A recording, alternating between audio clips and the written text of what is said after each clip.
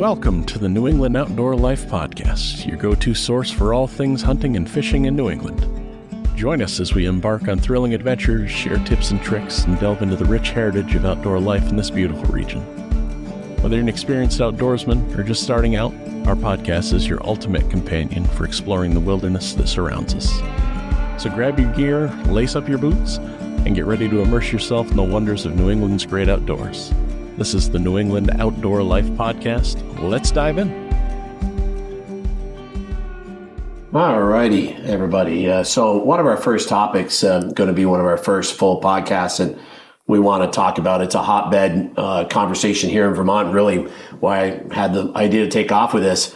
I've been talking a lot on Facebook and other social media about a bill that's been presented through the Natural Resources Committee in our state legislature in capital Montpelier, put forth by Senator Bray of Addison County, and is a bill that could change the future of Vermont Fish and Wildlife. One of the persons we're going to be interviewing is the president and director of the Vermont Traditions Coalition. He's a lobbyist that works for us in Montpelier, a Vermont resident, and his name is Mike Covey.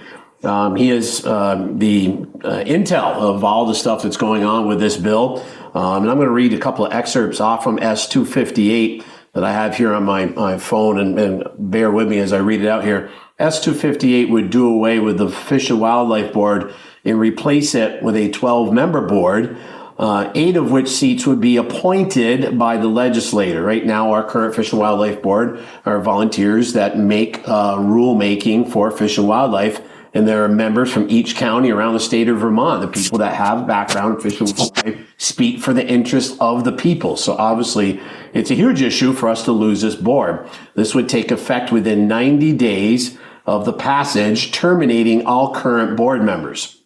It would have non-consumptive users defined in the bill as people who don't hunt, fish, trap, or engage in a form of extrication in guiding decisions about how we hunt, fish, and trap in the state of Vermont.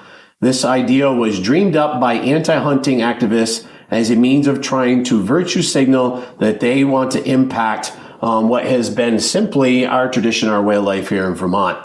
So huge topic, very passionate about this. And there were some other underlying notes in S.258, 2 of which were going completely at coyote hunting. They want to eliminate hounds to be used for hunting coyotes and eliminate baiting for coyotes, of which right now both are allowed in coyote hunting.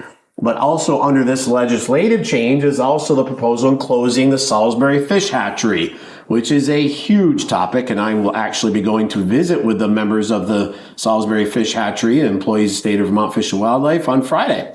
So these topics are huge right now. Mike is obviously got the down low on all the stuff, and he can tell us so much about this bill, about Vermont Traditions Coalition and different things. So, Andy, I think we're really looking forward to having a chance to talk to him. Yeah, for sure. It seems like, so being on the outside a bit of some of this stuff, it seems like their plan is to put in a group of, quote, scientific types going by science, quote, and get rid of all of the people that actually do the things and understand the things well, having lived here and been involved in it. Yeah, you're talking about adding people that really have no vested interest in our outdoor way of life, whether it be from trapping to hound hunting to deer hunting, fishing, etc. And a lot of them have got very poignant stances that they don't want to see our way of life continue around here. Vermont, like so many states, especially in New England, has had a massive influx of people move here from out of state in the last 30 years, but it just exploded during COVID. And a lot of people here that want their little piece of fiefdom of the Green Mountains, and they want to control it, and they don't want our way of life to continue. And some very big issues that we have to be have our voice right now, be spoken and heard from, and get the legislators to obviously flush S.258.